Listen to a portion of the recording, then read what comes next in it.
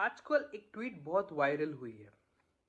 संकेत गोखले जो जाने माने आरटीआई एक्टिविस्ट है, उन्होंने एक ट्वीट करके लिखा कि reserve bank of India RBI ने 68,607 करोड़ जितनी लोन है वो राइट ऑफ की है 50 से ज्यादा विलफुल डिफॉल्टर्स को।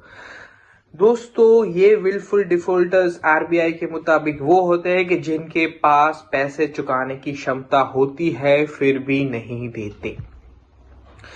उस लिस्ट में विजय माल्या की किंगफिशर एयरलाइन और गीतांजलि के मालिक मेहुल चोकसी का भी नाम है।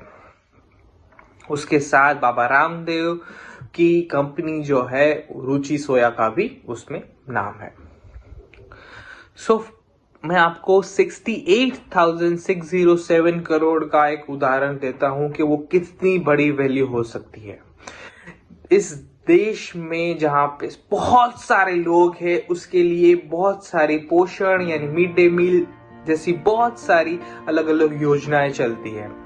उसका इस साल का सालाना बजट है 35,000 करोड़।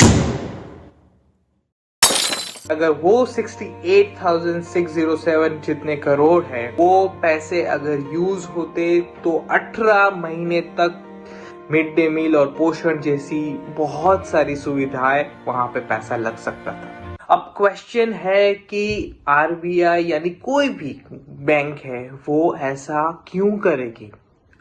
इससे और लोगों को तो बढ़ावा मिलेगा या और फाइनेंशियली पूरी सिस्टम कोलैप्स हो सकती है। इस सारी की सारी जितनी भी क्वेश्चन है वो हम इस एपिसोड में ढूंढने की कोशिश करेंगे। नमस्कार दोस्तों, ये है एपिसोड नंबर 15। आप सबका स्वागत है हमारे चैनल क्रिएटिव स्टूडियो पे।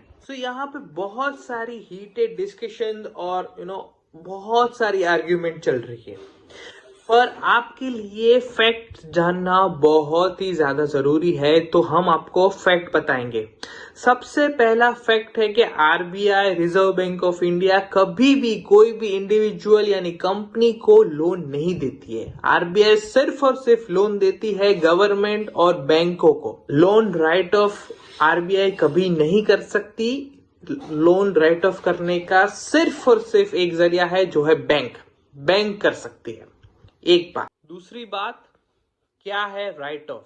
मान लीजिए कि आप बैंक के ओनर हो और आपको पता है कि आपके कुछ क्लाइंट है वो डिफॉल्टर हो सकते हैं, यानी वो पैसे पे नहीं कर सकते। उस टाइम पे आप as a prudent proactive measure लेते हुए आप एक ख्याल करते हो कि आप थोड़ा सा प्रोविजन रखते हो। इफ इन केस वो डिफॉल्टर हो, आप उसको as a bad apple treat करते हो।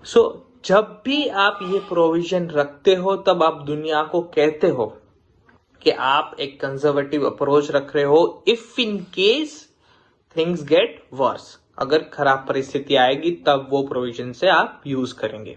यहाँ पे बहुत जरूरी है कि ये प्रोविजन है वो सिर्फ और सिर्फ आइडल कैश है। इसका कोई लोन नहीं दे सकते और इसका आप कोई उसमें कमा नहीं सकते, प्रोडक्टिव मेजर्स नहीं ले सकते। यहाँ पे एक प्रॉब्लम है स्कीम के साथ, क्योंकि आप दुनिया को बता रहे हो कि मैं सिर्फ ये स्पेयर कैश रख रहा हूं, खराब परिस्थितियों आने के टाइम पे मैं उसको यूज करूंगा। लेकिन अगर आपको पता है कि आपके क्लाइंट पे नहीं करेंगे तो आपको ये बताना चाहिए कि ये पैसा आपका गया, यहाँ पे स्पेयर कैश नहीं रहेगा, वो आपका बहुत सारा पैसा जाएगा ही जाएगा। उस टाइम पे होता है राइट ऑफ, यानी आप उस प्रोविजंस में से अपने जितने भी पूल है उसमें थोड़े जीरो हटा के लॉस बुक करते हो, तो वो होता है right of thing, loan right of. दोस्तों, मैंने यहाँ पे वर्ड यूज किया है ट्रीटमेंट। आप दुनिया को बताते हो बिकॉज ये सारा का सारा प्रोविजन जो भी है वो सिर्फ और सिर्फ बुक्स पे होता है, उनके अकाउंटिंग स्टेटमेंट्स पे होता है, जैसे बैलेंस शीट, इनकम स्टेटमेंट यानी और कैश फ्लोज। उस पे ही ये सारा का सारा प्रोविजन रखा जाता है। प्रैक्टिकली ऐसा कोई कैश रिजर्व बफर नहीं रखा जाता। या तो यहाँ पे जितने भी बैंक्स है वो अपना अधिकार पूरा का पूरा रखते हैं कि वो रिकवर कर पाए वो सारा पैसा उन विलफुल डिफॉल्टर से।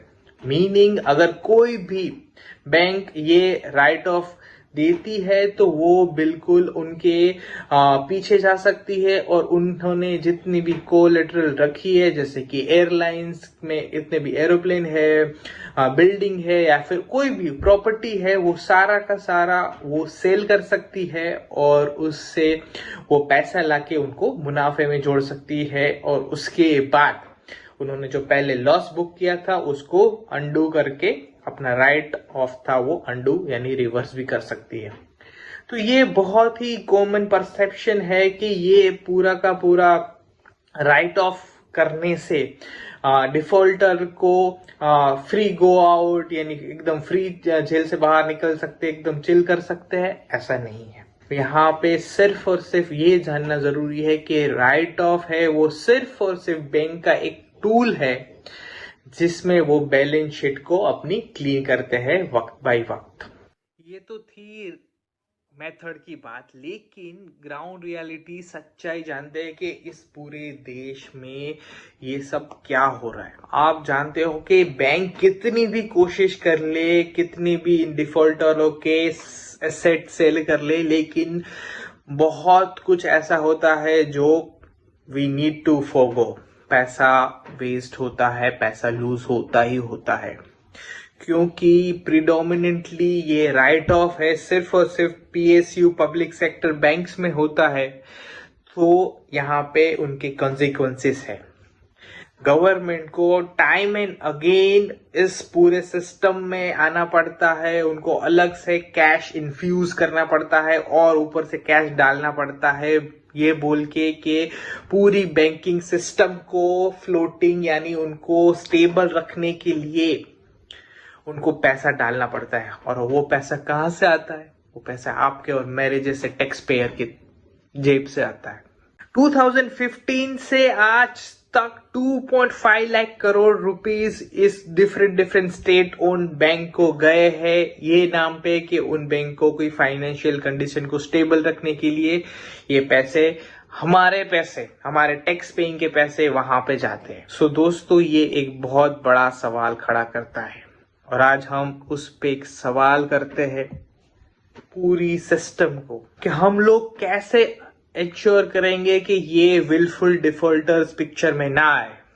कैसे बैंक इंश्योर करेगी कि उनकी टाइमली स्क्रीनिंग हो। आईबीसी जो इंडियन बैंक सॉल्वेंसी एक्ट है वो लगा तो दिया, लेकिन उनका अच्छा सा इम्प्लीमेंटेशन कब होगा? जितनी भी कॉर्पोरेट है जो डिफॉल्ट होए जा रहे हैं वो जल्दी वाउंड अप करके उसकी रिकवरी कब लेंगे? दोस्तों, ये बहुत ही कठिन मुश्किल सवाल है जो हम आपको बता रहे हैं और पूछ रहे हैं उन सारी सिस्टम को कि ये सब स्ट्रक्चर होने के लिए हमारे पास क्या क्या सुविधा है।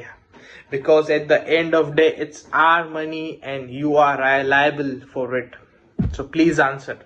दोस्तों, इसी के साथ मैं आज का एपिसोड खत्म करता हूं। If in case you have any query, comment में आप लिख के भेज सकते हैं।